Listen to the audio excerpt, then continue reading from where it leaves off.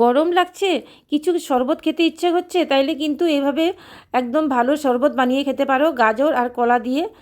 খেতেও একদম খুবই দুর্দান্ত লাগে, আর শরীরের জন্য গাজরটা খুবই ভালো। বাচ্চারা তো সাধারণত গাজর খেতেই চায় না, কিন্তু এইভাবে বানিয়ে দিও বাড়িতে, দেখবে ধমাধম খেয়ে নেবে। গাজরটাকে ভালো করে ছুলে ছোট ছোট পিস করে আধা কাপ জল দিয়ে আমি এটাকে গ্রাইন্ড করে নিলাম। আর একটা চালনির মধ্যে নিয়ে ছেঁকে নেব, যদি ওর মানে থাকে কিছুটা কণা কণা, তো সবগুলো এইভাবে ছেঁকে নিতে হবে।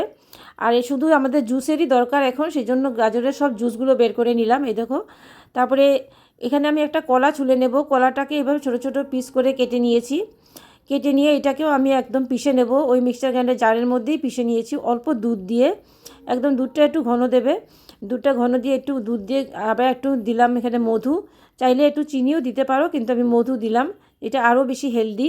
তারপরে দেখো ঘুরিয়ে নিয়ে তারপরে এইভাবে একটা গ্লাসে দিয়ে দিলাম, সঙ্গে গাজরের জুসটাও দিয়ে দিলাম।